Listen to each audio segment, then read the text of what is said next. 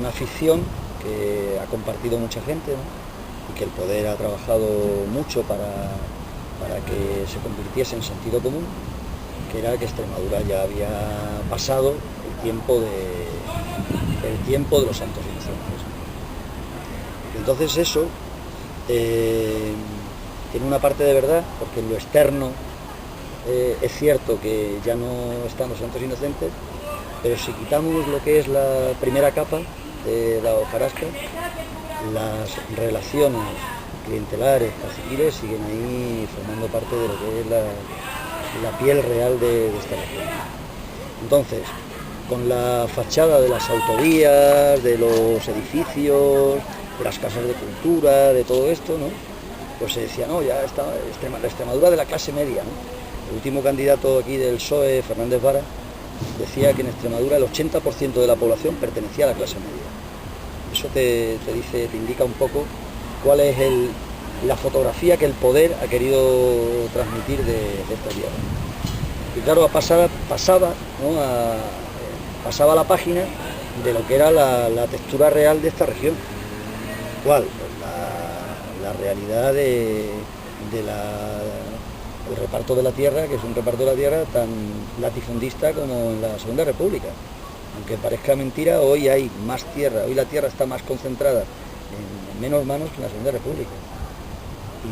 Y pasaba por encima de lo que era una situación de paro en la que, por ejemplo, ahora el 33% de la población está desempleada, unas cifras espeluznantes.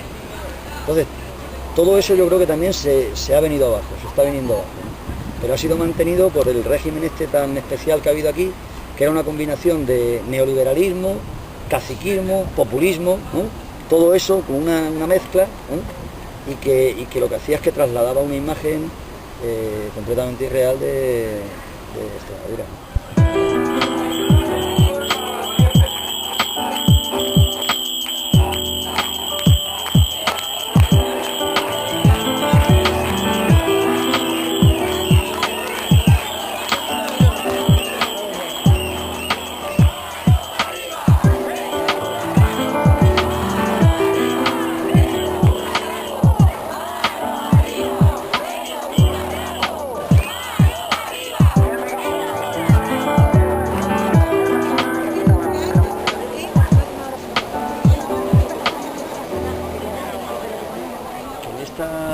Fantasía capitalista, esta fantasía de hacer una Extremadura capitalista, ¿no? De modernizar, le llamaban ellos con las palabras que tocaban, ¿no? Modernizar Extremadura. Claro, pues al final tocaba eso que decía el gran timonel en la región, ¿no? Decía, Extremadura no tiene una burguesía, entonces si no tiene, pues hay que hacer lo que en Rusia, crearla. ¿Y cómo se crea? Pues a partir del poder existente. No tiene una burguesía, pero bueno, eso también habría que hablar mucho, porque aquí los dueños de la tierra hacía mucho tiempo que tenían ya su acuerdo con la burguesía foránea, ¿no? Pero digamos que esa burguesía se fue creando, a lo largo de unas décadas se fue creando, y se fue creando desde el poder político también, ¿no? Sus propios burgueses, digamos, ¿no? Entonces el mejor representante de eso es Alfonso Gallardo, ¿no? El representante de esa creación desde las instituciones de la burguesía propia, ¿no? Entonces, pues en un momento determinado, pues Alfonso Gallardo, empresario, se va encargando de todos los proyectos modernizadores, industrializadores del régimen, ¿no? La cementera, del régimen, porque además lo ha sido un régimen con todas las de la ley. Manolo, tienes que especificar el régimen, que la gente no piense que estamos hablando de la época de Franco. No, lo que pasa es que yo creo que igual que ahora en el 15M se habla del régimen, y los chavales ponen en las octavillas abajo el régimen, y estamos en una situación aparentemente democrática, en una situación de democracia formal o de democracia entre comillas, o de democracia seca, ¿no? Que diría, bueno, pues yo creo en el mismo sentido hablo de régimen, ¿no? Es decir, ¿a qué se refieren los chavales del 15M cuando hoy hablan de abajo el régimen? Están hablando de que las cartas están marcadas, ¿no? Y de que hay una situación en la que hay una reproducción de la injusticia, ¿no? Que tiene parte del mecanismo perverso. Claro, que es un mecanismo perverso y un mecanismo permanente, un mecanismo... Aunque cambian de gobierno, cambian de partido, esos gobiernos, el régimen es el mismo. Eso es. Pero ¿no? en el caso de la refinería, lo que tú comentabas, fue en la época del PSOE. Sí, claro, fue la época del PSOE, pero es que había esa misma situación que tú estás diciendo, ¿no? Una situación en la que el poder político y el poder económico hay una mezcula completa, en la que el poder político tiene un grado de arbitrariedad enorme, ¿no? Que puede decidir con su dedito, ¿no? Pues aquí te doy 4.587 millones de pesetas para la siderurgia Balboa, como así ocurrió, ¿no? Que puede decidir, te doy tanto dinero para que montes una cementera, a eso es lo que me refería. Entonces lo que te decía es que en esa idea de montar una burguesía propia es cuando se instala el tema de la refinería. Y además otra idea añadida, ¿no? La idea de Extremadura vertedero, ¿no? La idea de nosotros, ¿qué tipo de industria es la que se puede instalar aquí? Pues claro, pues se puede instalar un cementerio nuclear, se puede instalar una central nuclear, se puede instalar una refinería. ¿Qué es con lo que no contaban ellos? Con lo que no contaban ellos es con que se iba a crear un movimiento de una fuerza, de una pluralidad, de una inteligencia enorme, que fue el movimiento que se ha creado en torno a la plataforma ciudadana Refinería Nueva. Pero todo estaba más que previsto, ¿no? Es decir, estaban los socios buscados, estaban los bancos que iban a ser los acompañantes del negocio y todo el tinglado. Claro, había dos factores que yo creo que no cuadraron ahí. Una, un factor evidente, y es que ha coincidido con el tiempo en el que empieza la crisis de legitimidad del petróleo. Y no solo la crisis de legitimidad, sino el momento en que empieza a hablarse y a ser un dato científico de la realidad el pico del petróleo. Y la segunda, en este caso la fundamental, la oposición ciudadana, que es capaz de articularse en torno a la plataforma ciudadana y que ha representado el movimiento social, bueno, pues, de más envergadura y de más creatividad en esta región, al menos en la última década.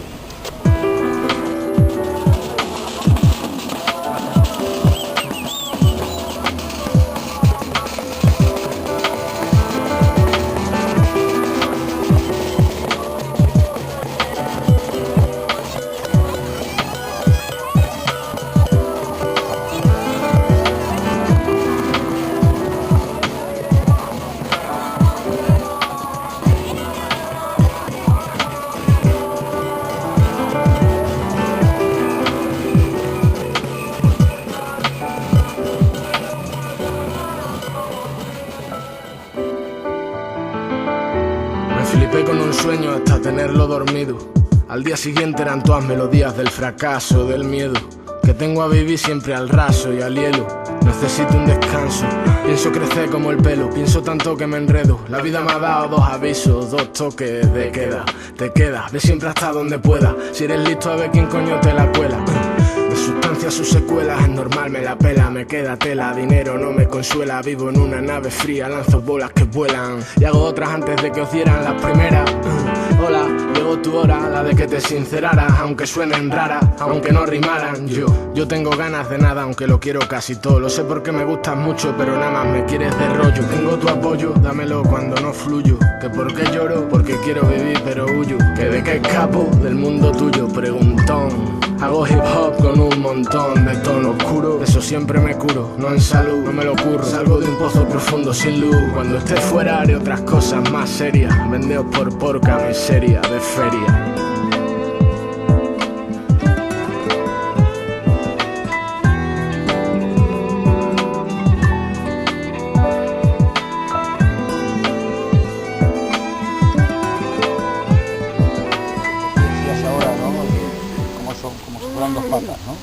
Desahogo colectivo, ¿no? y exigencia al Estado de que cumpla, yo lo digo otras palabras, ¿no? Comunidad y revuelta, ¿no? O sea, comunidad y, quiero decir, a ver, comunidad, establecer los vínculos, los lazos, ¿no?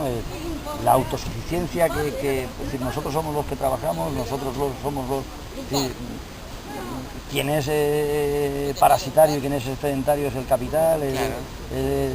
Una gran parte de las funciones del Estado son completamente parasitarias, sedentarias, ¿no? Es decir, nosotros somos capaces y tenemos que ser capaces de organizar la producción, la distribución, el consumo, la vida misma, ¿no? Pero al mismo tiempo que vamos creando eso, ¿no? Islas de comunidad, al mismo tiempo hay que dar la batalla de la revuelta. Es decir, hay que construir comunidad y construir revuelta. porque cuando digo construir revuelta es porque no va a quedar además más remedio, ¿no? Es decir, hay que dar la guerra de posiciones, o sea, de construir, ¿no? De construir nuestro espacio, pero al mismo tiempo va a haber que dar la guerra de movimientos. Es decir, y el 15M es las dos cosas, guerra de posiciones y guerra de movimientos. Y el acto de los compañeros del SAN en Andalucía es guerra de posiciones y guerra de movimientos, ¿no? También, más guerra de movimientos en este caso, ¿no? Pero ellos ahora mismo están planteando no ocupaciones simbólicas, sino ocupaciones de las fincas para que produzcan, ¿vale? Y al mismo tiempo están planteando también gestos, ¿no?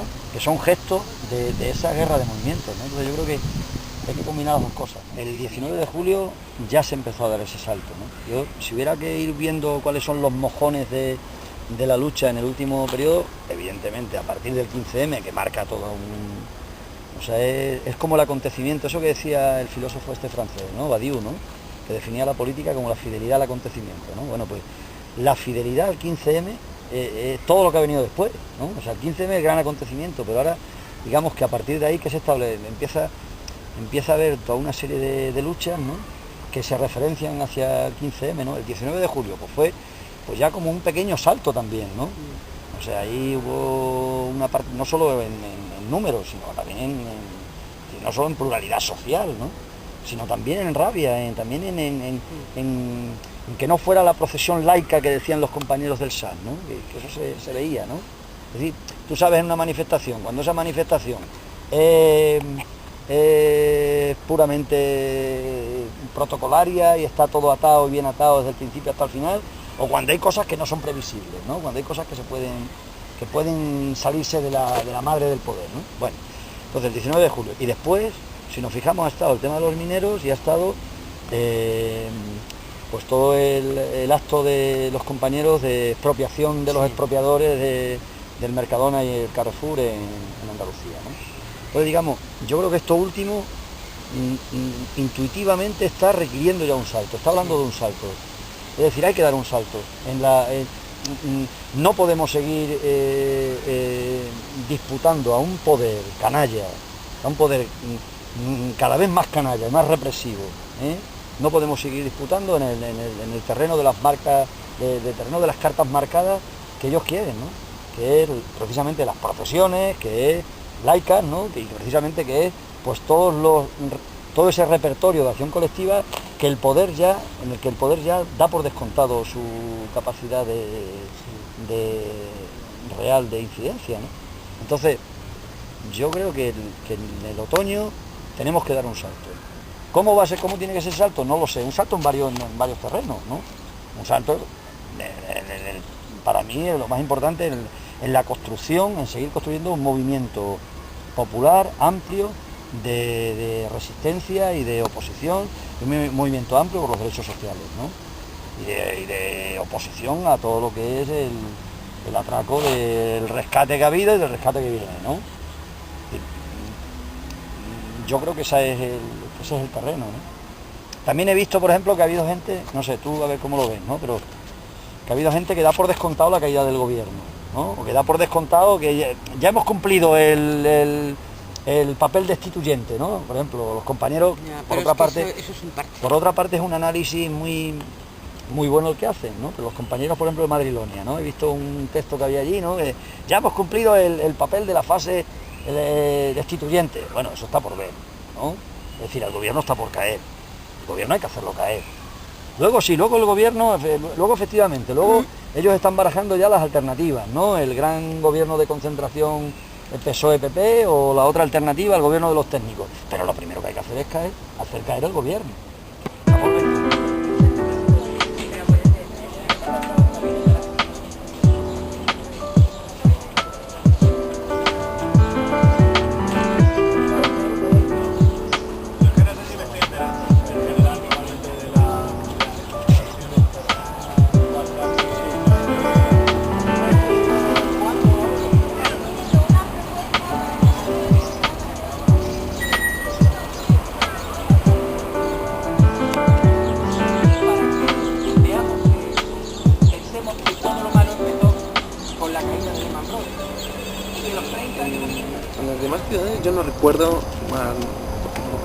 no había esa idea de acampar esa noche, o sea, no había esa idea de hacer noche, por ejemplo en el caso de Badajoz, ante la delegación del gobierno.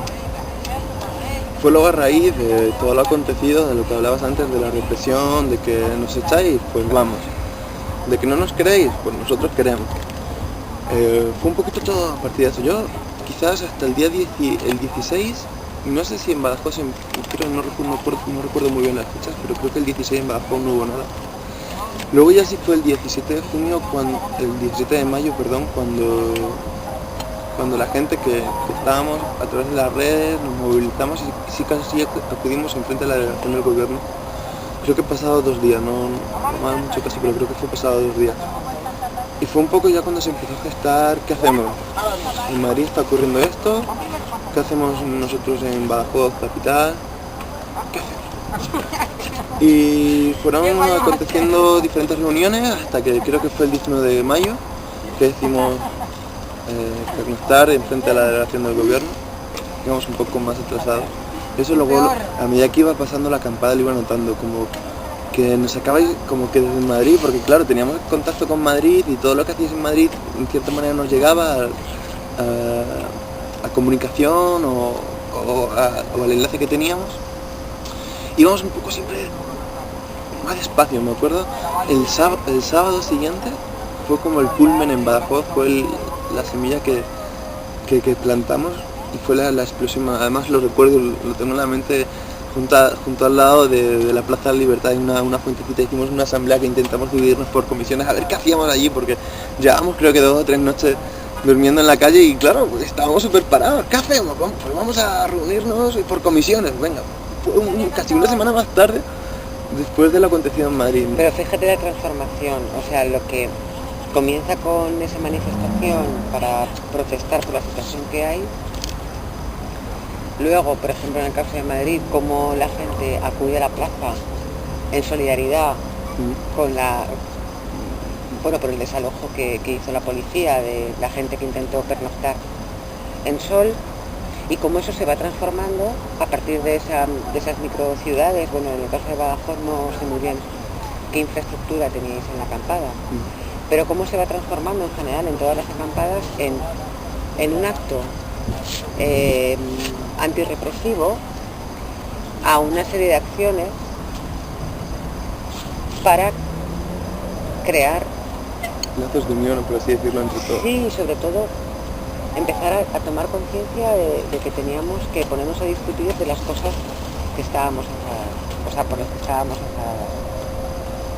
Y es una transformación que yo creo que ya se visibiliza pues a la semana o así. Yo creo que se visibiliza a la semana en todas las acampadas, porque todos a lo mejor sí que tardáis más en acampar o no, pero sí que a la semana ya, como tú bien dices, existe un manifiesto, claro, realmente por lo que estábamos allí, por lo que intentábamos luchar y por qué estábamos durmiendo en la calle, porque sí que estábamos, claro, a lo largo, íbamos construyendo a lo largo de esa primera semana, íbamos construyendo el manifiesto, ¿no? Me acuerdo una vez, fue un sábado y habíamos puesto, porque claro, rulaban manifiestos, venían manifiestos de todos sitios, pero claro, todo el mundo intentaba meter un punto del manifiesto de, yo qué sé, antinucleares. Me acuerdo que me vino un chaval, oye, esto no se puede decir en la asamblea, no a las nucleares. Bueno, no me lo digas a mí, dilo en mitad de la asamblea tú, ¿no? Es un poco como, toda la gente no sabía muy bien dónde estaba, pero sí, bueno, yo creo que ahí también te das cuenta de la heterogeneidad. Nos decía, es que si ponemos el no a las nucleares va a rechazar a mucha gente, claro, la conciencia, entonces hay que tener cuidado con ese aspecto. La búsqueda de consensos, porque exacto, ahí tomábamos en cuenta, o empezábamos a tomar en cuenta, que las participantes en las acampadas pues éramos homogéneos. La participación era muy heterogénea. Yo en el caso de Badajoz, dijiste antes que tú mirabas a la manifestación del 15M y conocías a algunas personas, veías caras nuevas. Yo en Badajoz era mi primer año viviendo y la verdad es que no conocía apenas a nadie, ¿no? Entonces el 15M, aparte de que ha sido un valor nutritivo para generar grandes amistades, pero ha sido como esa fuente de caras nuevas, de gente, a lo mejor ellos sí se conocían, pues estaba el 7, había otros movimientos sociales presentes, Pero claro, ese reenganche de la gente que muchas veces llega a una ciudad y no sabe dónde acudir y quiere mostrarse, oye, yo quiero luchar, yo quiero que exista la palabra igualdad entre todos, ¿no? Y es un poco esa visión de que yo no conocía a nadie. O sea, para mí el 15M, aparte, no sé si por esa ciudad, ha sido más que un cúmulo de conocer o agrupar diferentes movimientos. Ha sido para mí, de mi propia experiencia, de una ciudad que no conocía nada, ha sido como verlo desde que se empieza a encender la llama. Y sé que existen muchos movimientos sociales antes que el 15M y que han estado luchando por lo que las palabras del 15M han dicho, pero las formas son distintas. Quizás ha sido como una, no sé cómo la forma ha sido distinta, porque hay unos paralelismos a la hora de salir a la calle contra la represión, pero no hay ningún paralelismo anterior, o sea, no hay nada que se le asemeje a la hora de poner en práctica lo que pasó allí. Es decir, la novedad de tomar la calle como espacio, pues no había sido frecuente. Vamos, sí que en otras zonas del mundo ha habido alguna experiencia, ¿no? Y la sigue habiendo. Por ejemplo, la minga indígena en Colombia sí que lleva tiempo existiendo, pero no con ese recorrido de lo que hablábamos, ¿no? Cómo empieza con una indignación, luego la indignación se une a la indignación política o lo que está sucediendo, la indignación por lo que ha sucedido concretamente en Sol, es decir, antirrepresiva, y luego una indignación que se intenta que sea transformadora.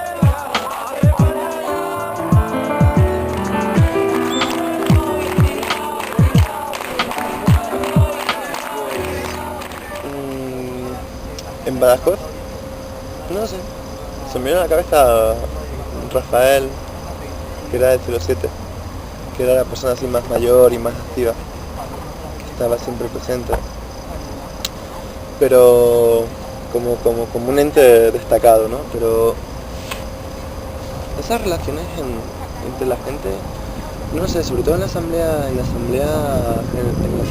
general, por así decirlo, sí que teníamos más participación de gente mayor, pero en las comisiones, en todas las comisiones, no existía esa participación de gente mayor. Y no te puedo decir la militancia de la gente que venía de otros movimientos porque realmente no las conocían, ¿no? Empezar a conocerla a partir de ese mismo instante en el 15M no conoces el pasado de los demás, ¿no? Pero tampoco intuías a través de los gestos o de lo que proponían, si tenían recorrido. Sí que solían debían tener algún recorrido, sobre todo a través de movimientos sociales, ¿no? Se notaba mucho. No lo sé. A la hora de explicar primero esto y luego fue como empezar de cero, porque realmente cuando sacamos la asamblea a la calle era difícil manejar la asamblea, las primeras asambleas, era muy difícil llegar a decir la palabra consenso. Entonces eso denotaba que faltaba esa experiencia, esa experiencia colectiva. Yo pienso que más que intergeneracionalmente, lo que habría que destacar era el individualismo, ¿no? Que cada persona traía, que cada persona intentaba llevar a cualquier acción o a cualquier... El recorrido que tenía, a través de su individualismo, ¿no? Y cómo el 15M transformó esa energía un poco en ese sentido, de hacerlo todo más colectivo. Vale, vamos a aportar, entre todos podemos aportar y entre todos podemos sacar esto adelante a través de los individualismos, tanto de edad como de haber pertenecido a un movimiento u a otro. No se notaban tanto. El individualismo personal, no tanto en edad, sí que se notaba, pero el 15M creo que lo absorbió esa manera de trabajar y de aceptar al uno y de aceptar al otro. Además, tuvimos pues, a personas inmigrantes, porque claro, no podemos comparar Eso es muy interesante. Madrid a Badajoz, ¿no? No, y no se debe comparar. Y tuvimos personas inmigrantes viviendo dentro de la Campana, ¿no? Que convivían las 24 horas en la avenida de la democracia, lo tengo que decir. Avenida de Democracia, antiguamente conocida como Avenida de Huelva.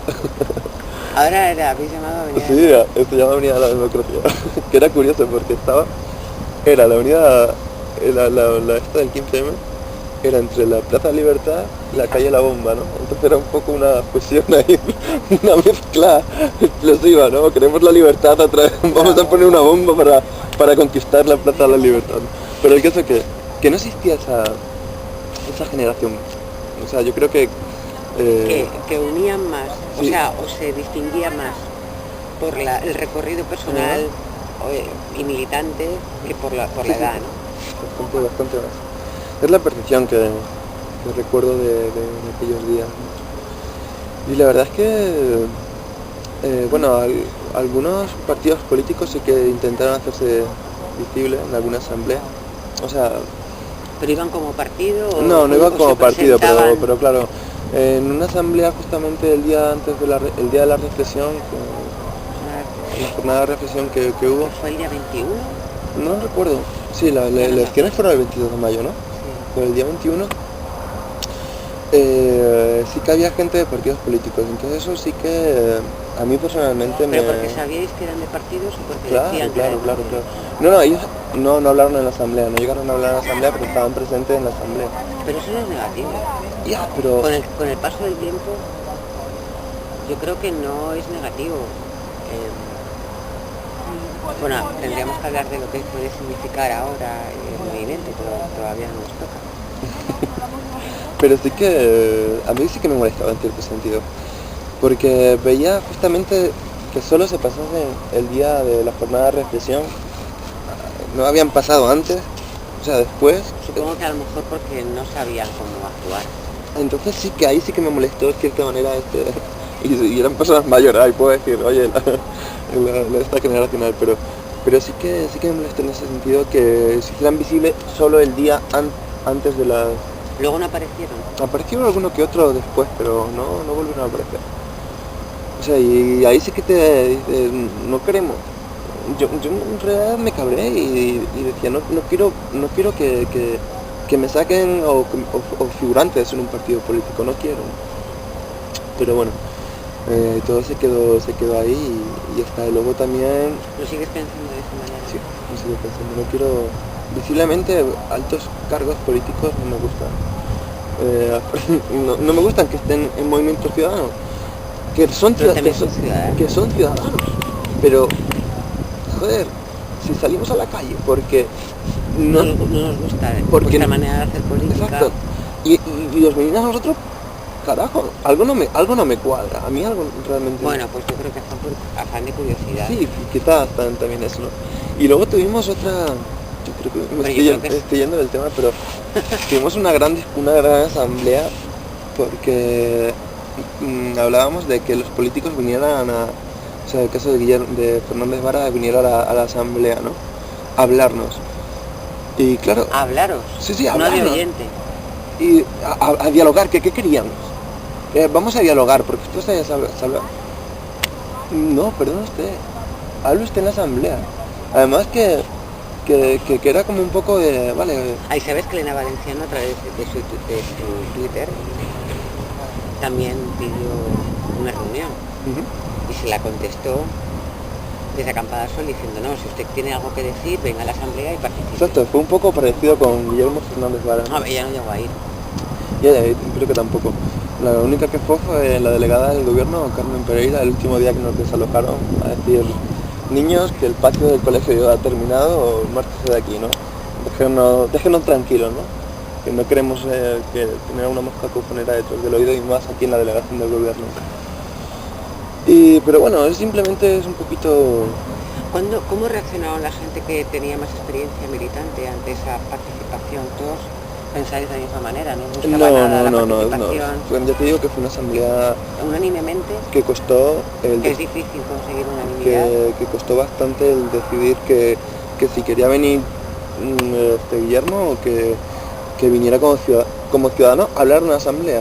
O sea, ahí quizás me contradigo un poco, pero, o sea, él, por ejemplo, con el otro líder que había venido de otro partido político, ¿no? Pero, claro, él había pedido explícitamente una reunión con el 15M, o sea, el otro no, Guillermo había pedido una reunión explícitamente como el Elena Valenciano, ¿no? Y era eso, ¿aceptamos la reunión? No, que venga siquiera a la asamblea y hable, y que nos escuche, y nosotros lo escuchamos. Era un poquito esa señal, y creo que eso es un punto grande del 15M, ¿no? Es decir, señores políticos, escúchennos, y nosotros les vamos a escuchar y vamos a hablar, pero participen de la calle, no participen de sus políticas, incluyendo al 15M como un ente ahí, punto más, sí, en el programa electoral, por así decirlo, ¿no? Y yo creo que no nos escucharon, no nos escucharon ni nada por el estilo.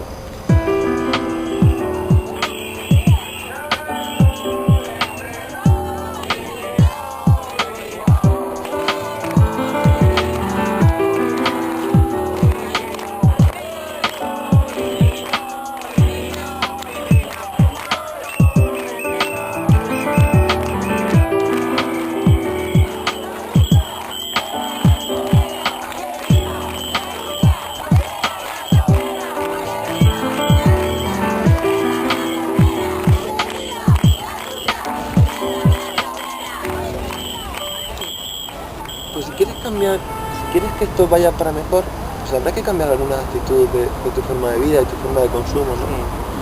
Yo creo que acaba trascendiendo, es decir, si empezamos cada uno de nosotros a cambiar ciertas dinámicas en nuestra vida, yo creo que acaba trascendiendo. Y va todo así como, tiene como una especie de un efecto dominó, ¿no? Creo que sí, bueno, creo que es una gran punto de partida tal en esta situación política y social en la que nos encontramos, ¿no? El amigo Moriche me contó una vez no seguí mucho las elecciones de Grecia y me contaba lo de la plaza no recuerdo, la plaza de las patatas, ¿no? Que los parques públicos la habían transformado en huerto de patatas, ¿no? Para que pudieran comer pues, los ciudadanos de ese barrio o de ese bloque de pisos, ¿no? Y es un poco intentar transformar eso, ¿no? Sí, pero yo creo que aparte de transformar a través de la comunidad, también yo creo que hay que seguir denunciando. Exacto. Aunque yo creo que esa imagen que te comentaba Moriche sirve ya también para denunciar como en un país europeo, como Grecia, la gente tenga que plantar patatas en el parque. Y ojo, yo creo que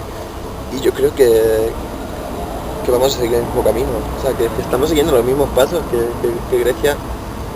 Es como Madrid, ¿te acuerdas lo que comentabas en un principio? Madrid, Badajoz, una semana de diferencia, pues igual, ¿no? Grecia, España es una semana, no una semana de diferencia, es un periodo de tiempo, pero que se va a volver, que se está repitiendo los mismos sucesos, ¿no? Y hay que luchar contra eso, porque ¿qué genera eso? Desigualdad. Gente que se ve asfixiada por ese modelo de consumo. No, y pobreza. Que somos hijos de ese modelo de consumo, que nos han educado.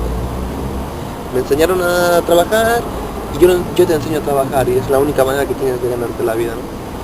Entonces estamos sumisos en ese sistema, ¿no? Pero cuando no hay salario para poder vivir. Pero claro, ahora estás diciendo que yo no puedo trabajar y no tengo dinero y no puedo llegar a lo que me educaron. No lo puedo conseguir porque no tengo el trabajo que me educaron, ¿no? Entonces se están creando como grandes problemas sociales, ¿no? De pobreza. Y claro, por supuesto la brecha, los ricos, no sé, si me está viendo alguno de... Mira, esto pringado ahí, ¿no? Hablando de... Yo tengo un amigo que trabaja en una entidad muy importante, bancaria, y él me decía, todo va bien, los flujos siempre están llegando perfectamente a los más ricos. Claro. Y los que estamos ahí, que yo creo que más bajo ya no sé, yo llevo ya casi un año sin cotizar. No podemos estar más, sí podemos estar más bajo, pero intentamos mantener lo poquito que tenemos. No, es que tenemos que seguir viviendo. Y seguir luchando y seguir gritando, no nos queda otra. Porque si no...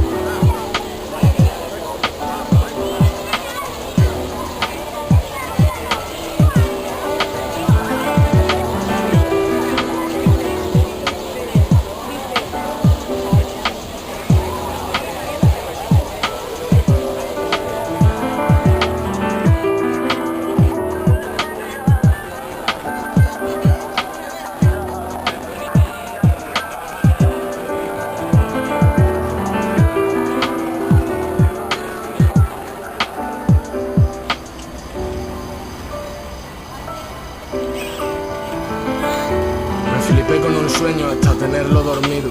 Al día siguiente eran todas melodías del fracaso, del miedo, que tengo a vivir siempre al raso y al hielo. Necesito un descanso, pienso crecer como el pelo, pienso tanto que me enredo. La vida me ha dado 2 avisos, 2 toques de queda. Te quedas, ve siempre hasta donde pueda. Si eres listo a ver quién coño te la cuela. De sustancia sus secuelas, es normal, me la pela, me queda tela, dinero no me consuela. Vivo en una nave fría, lanzo bolas que vuelan y hago otras antes de que os dieran las primeras. Hola, llegó tu hora, la de que te sinceraras, aunque suenen raras, aunque no rimaran. Yo tengo ganas de nada, aunque lo quiero casi todo. Lo sé porque me gustas mucho, pero nada más me quieres de rollo. Tengo tu apoyo, dámelo cuando no fluyo. ¿Que por qué lloro? Porque quiero vivir pero huyo. ¿Que de qué escapo? Del mundo tuyo, preguntón. Hago hip hop con un montón de tono oscuro. Eso siempre me curo, no en salud, no me lo curro. Salgo de un pozo profundo sin luz. Cuando esté fuera haré otras cosas más serias. Vendeos por porca miseria de feria.